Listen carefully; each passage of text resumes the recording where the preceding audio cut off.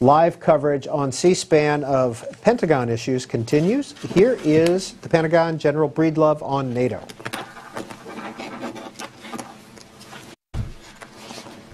We've got about 30 to 45 minutes here. The General will start with one short opening statement. And then Good morning.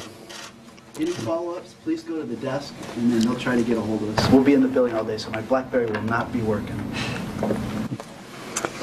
Okay, good morning. Thanks again for the opportunity to provide you with an update on the things that are keeping us busy at U.S. European Command. My last visit with you was back in April, so I'm confident that we'll have some updates on many lines of effort since that time.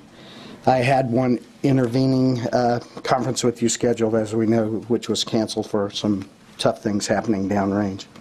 I will begin with a brief opening statement, and then I'll look forward to answering your questions. So since I was last here, a lot has transpired across the EUCOM theater of operations. European security challenges continue to grow and become, frankly, more complex.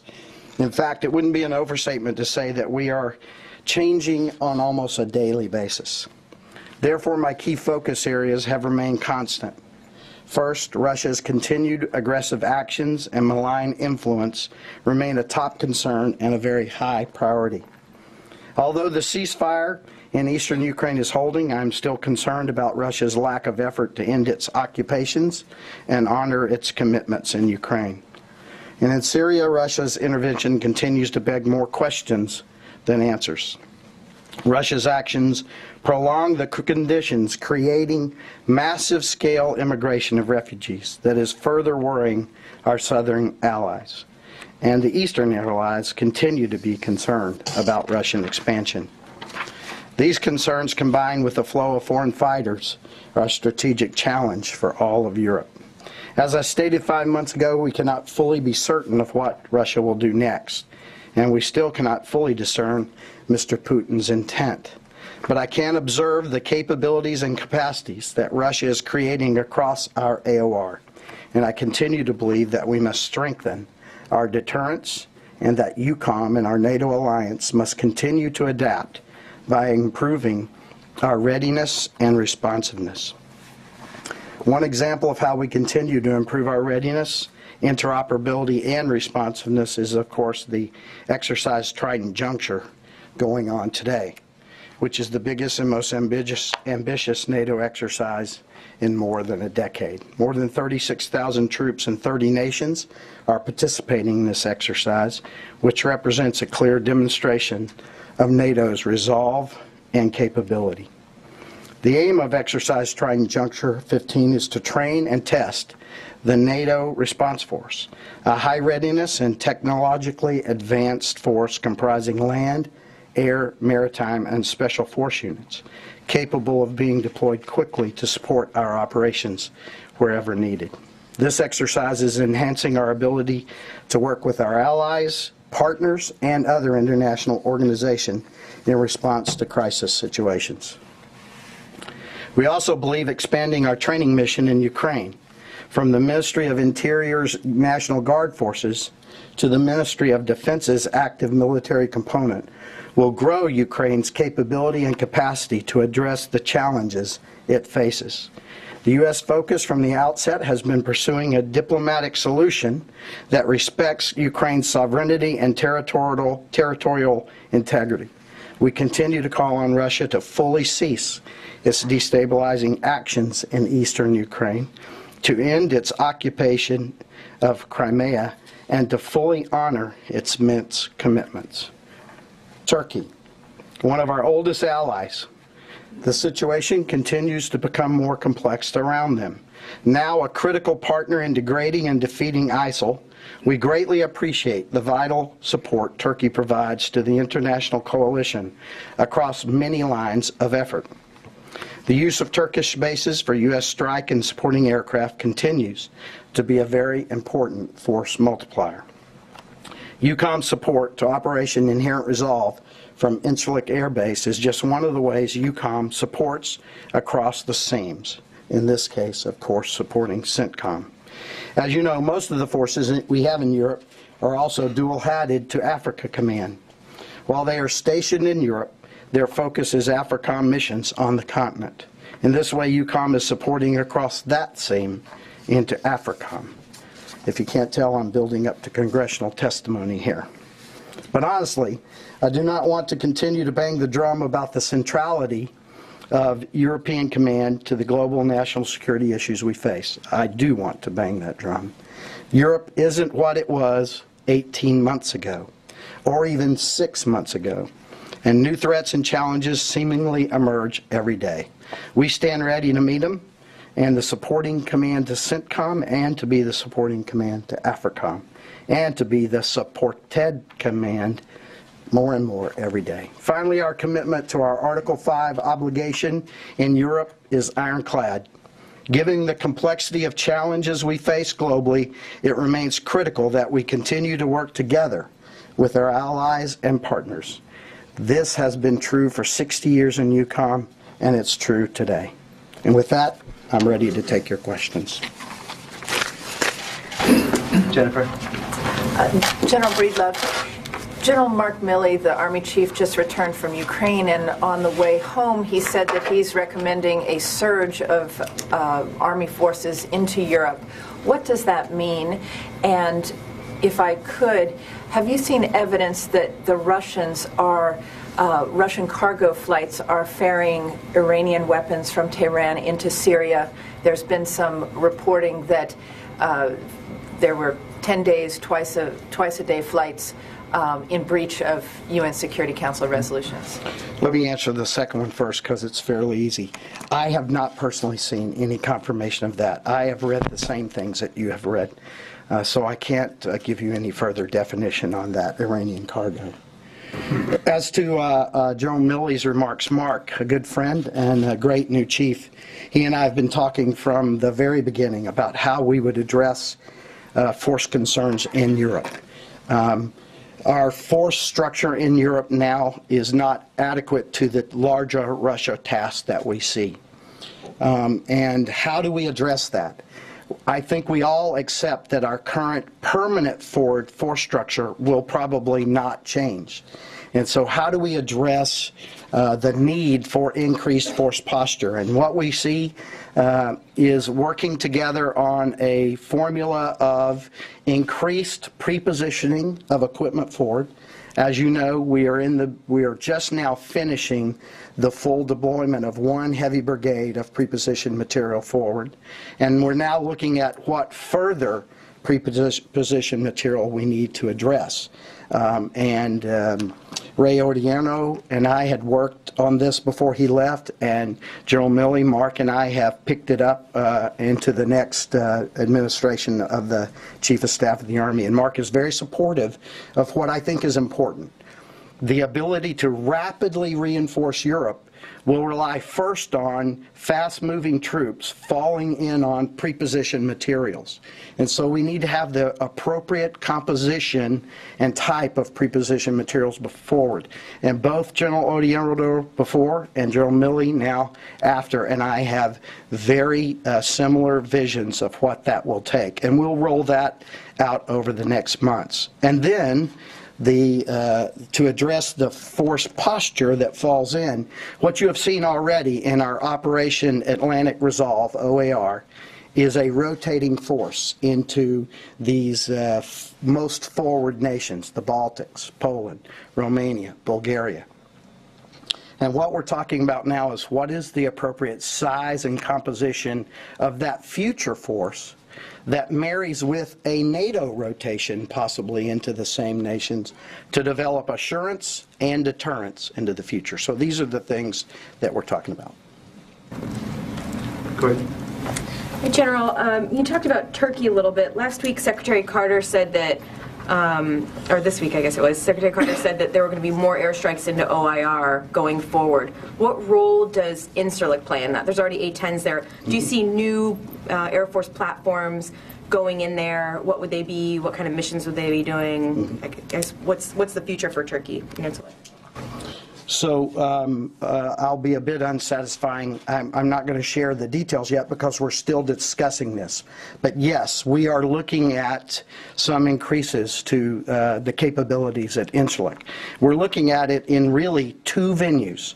One venue to provide some increased support to OIR, as you mentioned. Secondarily, to show, in a NATO sense, support to our Turkish ally as we help them to address their concerns about their airspace.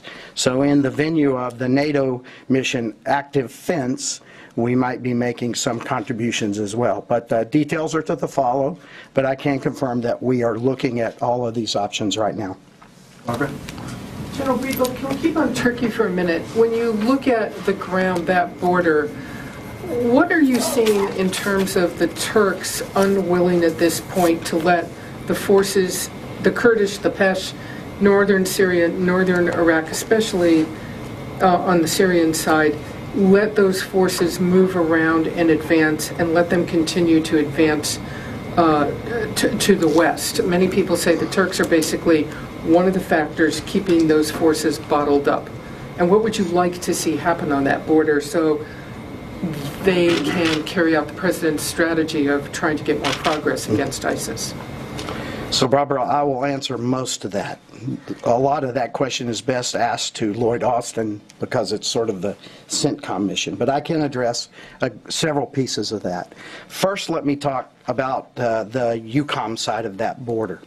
And we see, as you know, and I think you have seen reported, a lot of improvement in the Turkish control of that border. They have put a Turkish gendarmerie brigadier general, I believe the way he pronounces his last name is Mindy, and he has been given the mission of stopping the flow of especially foreign fighters, et cetera, across that border. And we have all seen a marked improvement. Now, there is still work to be done, but we've seen a marked improvement. General Mindy has made a difference, and it reflects that the Turks have taken a position to try to address that issue. So we see a good progression on the north side of the border. On the south side of the border, as you described, this is a complicated area, and the people in the areas are seen differently by several nations in the area. And so what I would tell you is that we're committed to work very closely with our Turkish allies to address their concerns, but to forward the mission on the south side of that border. Well, may I just follow up briefly? What are the specific concerns you're hearing from the Turks about the south side of the border, what you're referring to? So, as you know, our Turkish allies see some of the Kurdish factions in a way that threatens them, and they have been defined as terrorists and others in some cases. And so the Turks are very concerned that we're working appropriately with all the groups on the south side of that border. And that's what I mentioned earlier, that we will work with Turkey to address their concerns closely on that side of the border as we work towards advancing the mission of moving ISIL to the south.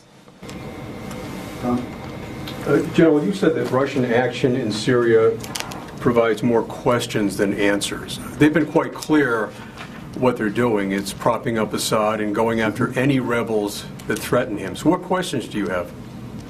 Well, I think they have been clear in the very recent past about what they're doing. As you know, they started off saying we're all there about ISIL, and what we saw actually happening on the ground was very, very different. And so their approach is beginning to clarify now. They're being pretty forward about the fact that they are bombing the moderate Syrian opposition and other groups in the northern area. That raises questions about what is our future path in Syria. I think all understand that we need a political transition in Syria.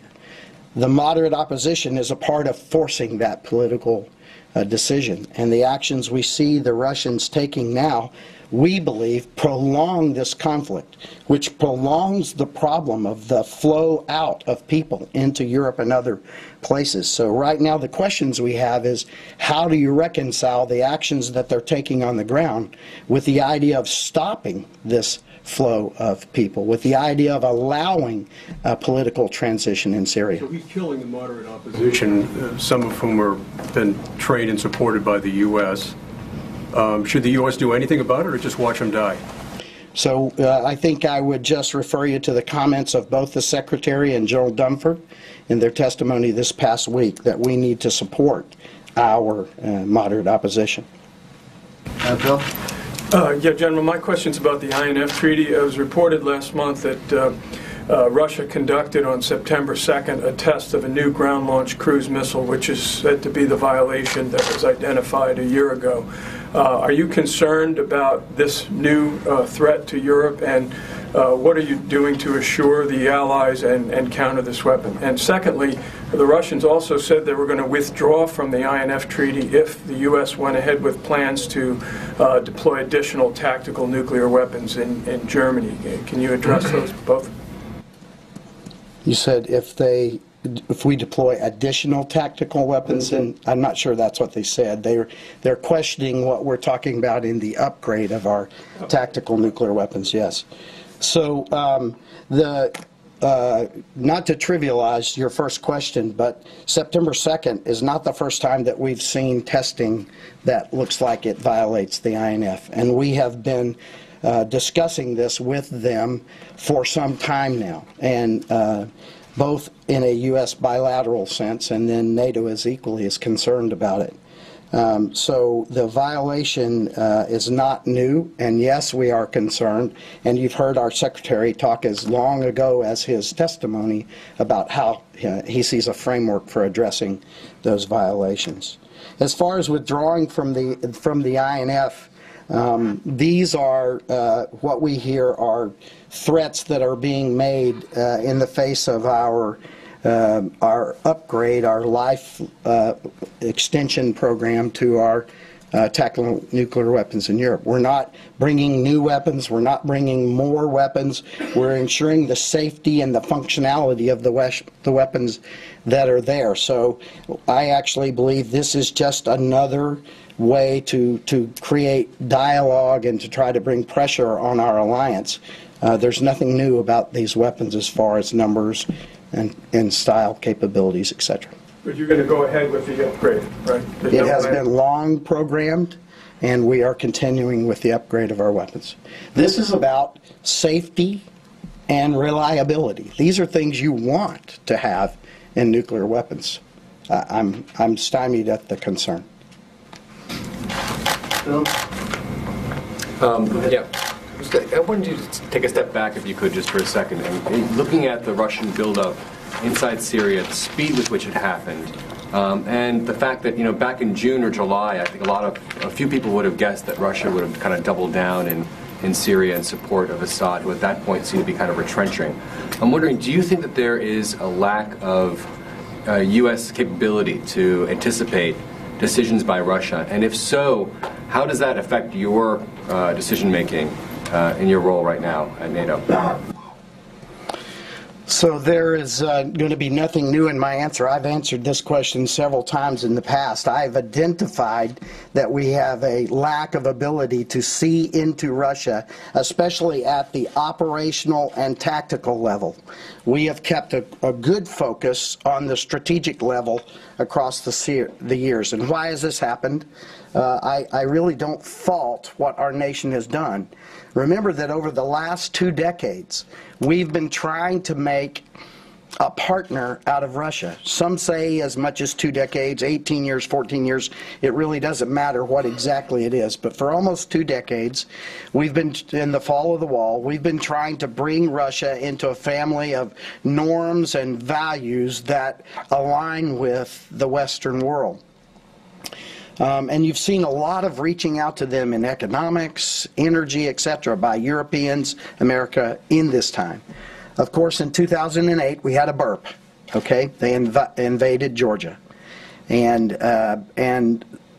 that was concerning and remains concerning. But the world went back to trying to make a partner out of Russia after 2008 till just recently when they invaded Crimea.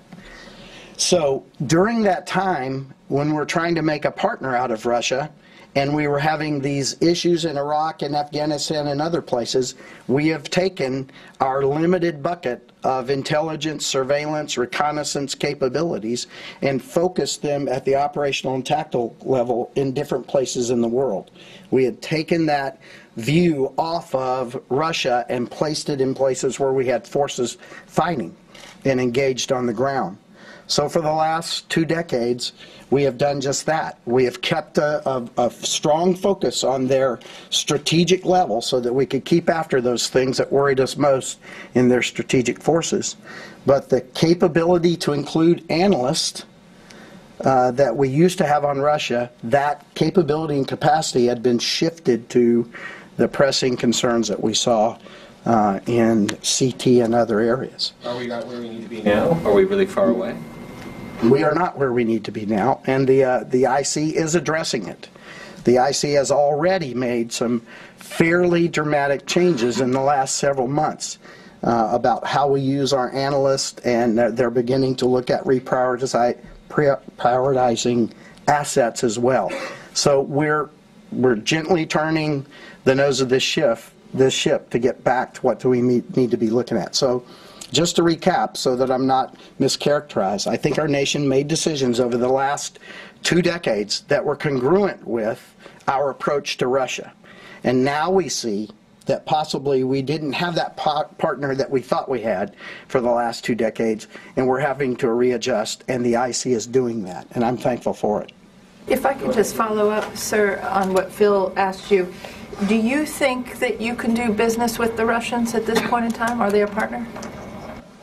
So right now, I do not see them as a partner. I would ask you to grade their paper across the last 18 months. But let's get this on the table too. If we're going to have a Europe whole, free, at peace, and I add prosperous, that's not part of the sort of standard vernacular, but if we're going to have a Europe whole, free, at peace, and prosperous, at some point in the future, when they have changed their behavior on the ground, we need to find that, you use the word, whatever it is it cooperation, whatever it is, there's some word that has to describe a relationship in the future if we're ever going to get to whole, free, at peace, and prosperous. Thank you. Clarify, are the Russians still based at NATO headquarters in Brussels? I think that the largest part of the Russian delegation has departed Brussels. I do believe that there's a very small contact point there, but I don't have the exact numbers, but my characterization is there used to be a big mission. It has really gone down now. Courtney? Okay, since I know that you you'd love to speak about intelligence matters from the podium, can you talk, give us a little more fidelity about the IC reprioritizing, and what do you mean by they're changing how they use analysts, and what I guess can you tell us what they are? Can I ask you to talk to them about that? I mean, but I have you here, so you know, why not? So I will be extremely honest. I know the details, but I'm not willing to talk to them at this podium. I would ask you to talk to the IC about it. But let me tell you, what I said at the end is very true. The intel community has seen the need, and they've begun to make the adjustments, which I think are appropriate, but it will take time. So you're now seeing better intelligence on Russian activities since this change in the last several months, or can you give us a timeline on that when it even occurred? Yeah, I'd rather avoid that right now. Sorry. General, do you see the need for an international body to investigate the Doctors Without Borders, the strikes at the hospital, and what are your reasons for doing so? So there is an international body looking at it now. The Afghans, the U.S., that's an international body. So we, as you know, have a NATO investigation that is ongoing, and I think will report out sooner rather than later. I think it's approaching a time when it can report out. I think that our U.S. investigation is ongoing, and then the Afghans are also doing their own look at it. I think that our leadership has been extremely clear in this, and that is that we support a full, transparent, open investigations, and that's what is happening. First and foremost, in this case, we are all saddened by the loss of life, and our hearts and minds go out to the families of those that were lost, and we need to learn. You have heard the commanders say that this was a mistake, and that we are looking at everything from personnel actions to procedural actions to equipment issues to determine how and what happened so that we can address it in the future. But, sir, do you support an international body, as suggested by Doctors Without Borders, investigating this? I believe there was a recent report in Deutsche Welle which suggested that you would look favorably upon that, having an international body investigate. Was that incorrect? Yeah, so I am in favor of whatever it takes to get to a full, open, transparent investigation. Including an international body? I'm in favor of supporting anything it takes to get to a full, open, and transparent investigation. Thank you, General, for being with us. Good to see you again. I wanted to ask on two things you had talked about. First, Ukraine, second, Syria. On Ukraine, you'd mentioned that at the end of next month, the United States was going to start training the Ministry of Defense troops instead of the Coast Guard. Can you give us more details on the scope and the type of training that will be going on then? And also on Syria, some critics have said, I know most of your talks have been on the refugee crisis, but a lot of the critics have said that Russia was filling a vacuum that European nations were not helping with in Syria. Can you talk about some of the conversations you've had with your European counterparts on the situation in Syria? Is the United States getting any more commitments to help in Syria? Okay, so let's first go to the training at Yavoriv. Not to waste your time, but I've been there. I've watched the training on the ground. I watched the last iteration of training to the National Guard troops. And the scope, size, and type will not change at all. We'll just start to rotate through battalions of active duty Vice National Guard. In our context, that may sound like a big division. In their context, it's not too much. So the training will be almost exactly the same. We're working on small unit skills, leadership skills, the ability to employ as a team, etc. And I must tell you that our soldiers are pretty impressed with their soldiers. What the Ukrainians have done, which I think is very smart, is as they bring these battalions back, they have sort of a mix of new guys, but they also have some folks who have been on the front line under fire by the Russians every day. And so they have a great experience at what it's like to be hit by modern artillery, etc., etc. And so these guys are able to share well inside of their formation as they're being trained by our troops from Europe. So very little change, just a different audience. And then on Syria? So I don't agree with the assertion that there's a filling of a vacuum, because remember, we have a coalition that is addressing this problem, and all 28 nations of NATO are in that coalition. So the Europeans are a part of the force that's working against the ISIL in Syria.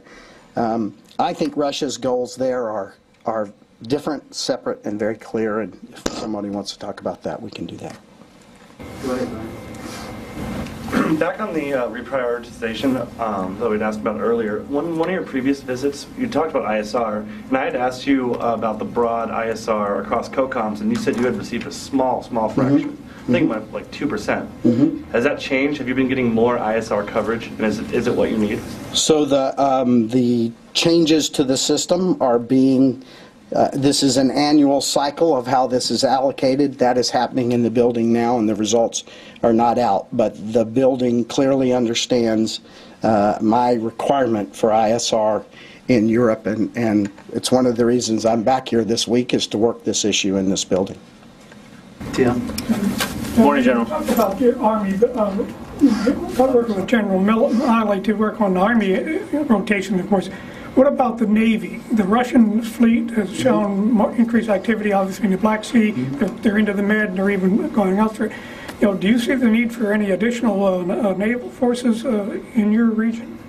So first, the good news. As you know, the fourth of the destroyers that will be stationed at Rota has arrived and has entered into our rotation in Europe. And so unlike the Air Forces and other forces and Army forces in Europe, which had drawn down for a while, the Navy force is actually growing in Europe as those ships are permanently assigned. So we have 4 very capable Aegis destroyers now that are a huge part of our rotation of capability and have already been used to demonstrate freedom of action in the Black Sea and other places, which the Russians would like to say is now denied to us. And so the good news is that force is in being and it's there. There is requirement for more. And again, the processes for how we allocate those forces are going on in this building right now, and that's part of the reason why I'm home to advocate for what I think is an increased need to address the Russian Navy as it is growing in the Black Sea Fleet, as you have seen its presence grow in the Eastern Med, et cetera, et cetera. One of the Marine Special Purpose MAGTF that you have in their crisis response for Europe and Africa, they'd like to be afloat. And the Navy currently doesn't have an amphib or anything else for them to move around on. Would they benefit from having some kind of amphib or some other ship to be on? So you just put a fact on the table that is not in my work.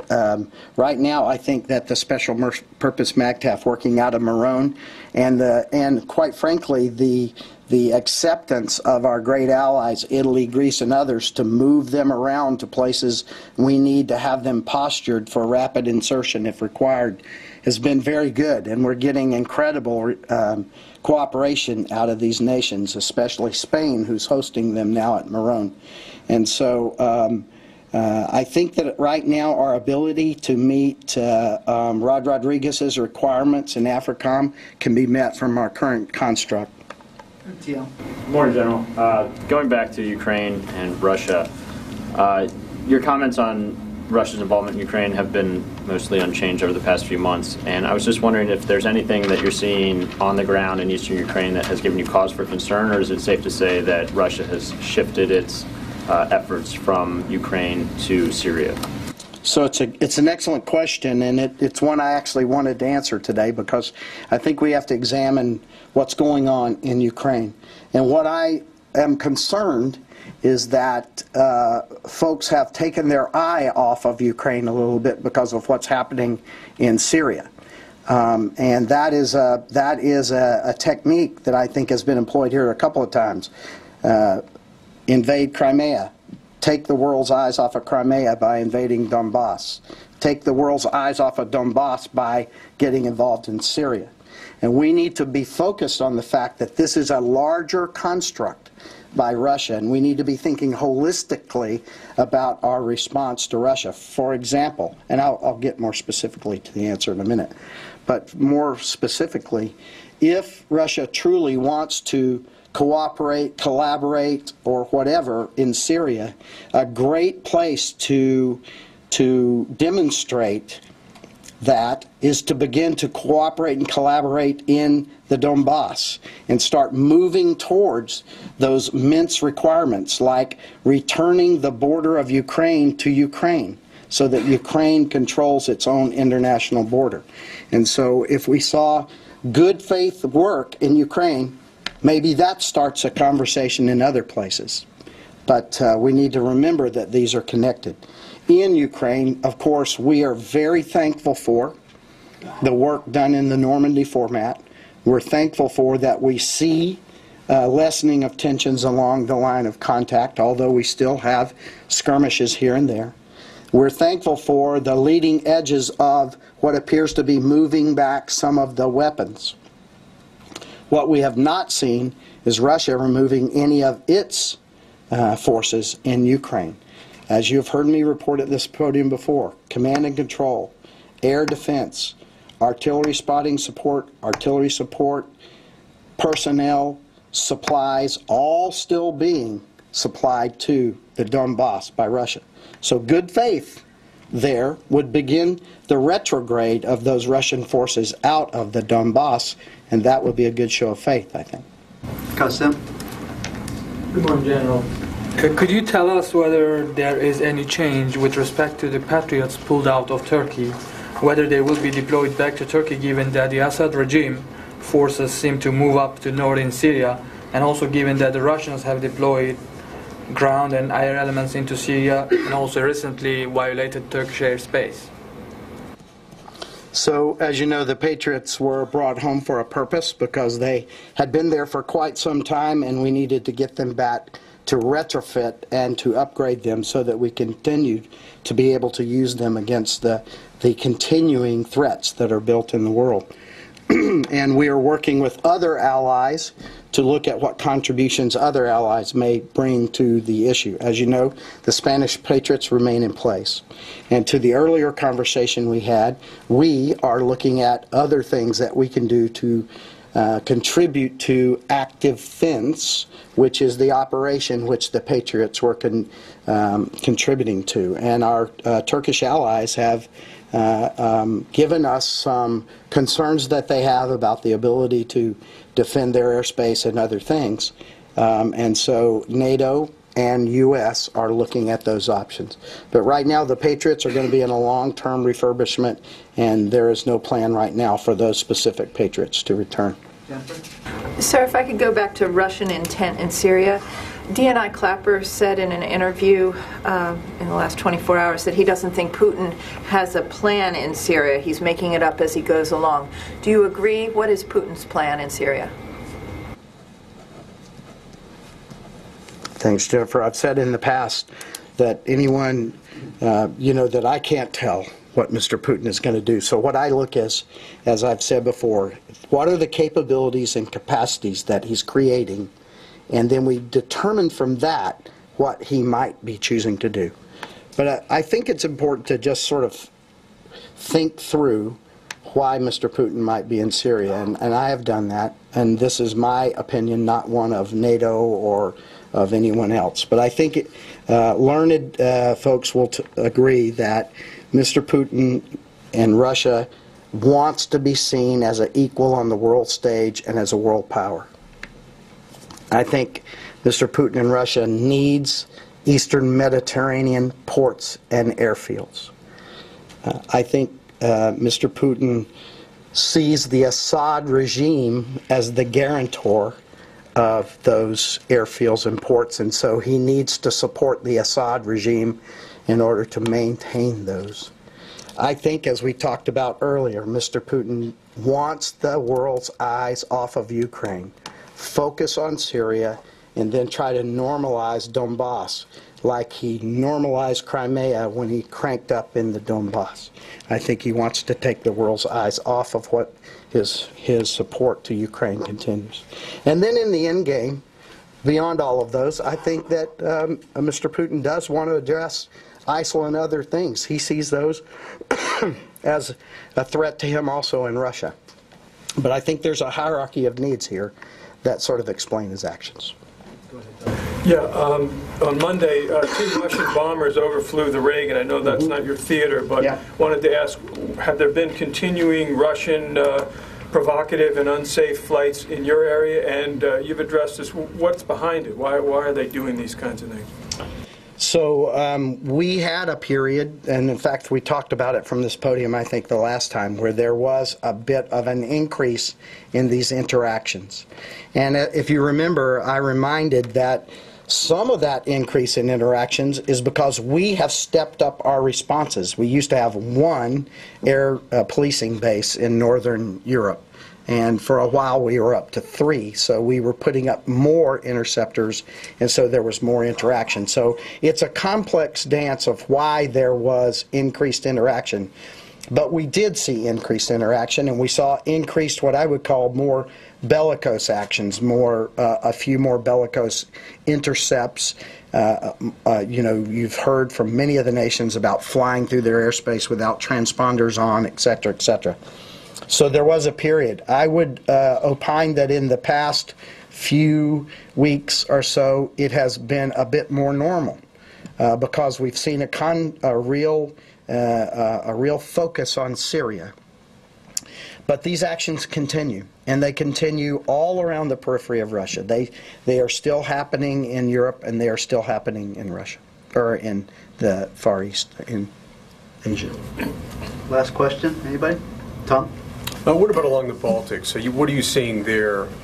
What is Russia, any snap exercises now that everyone's focused on Syria and not that area? Are you seeing anything different, or is that kind of... So as you know, in response to our last series of exercises in the Baltics, we saw a pretty big exercise across the line and some snap inspections. And at one point, approaching our last ministerials, a sort of nuclear exercise, etc. Again, I think these are clear messages that are sent. But in the very recent past, no, not seen a lot of it, because I think everything is focused on working the Syria piece. Thank you all. Thanks very much.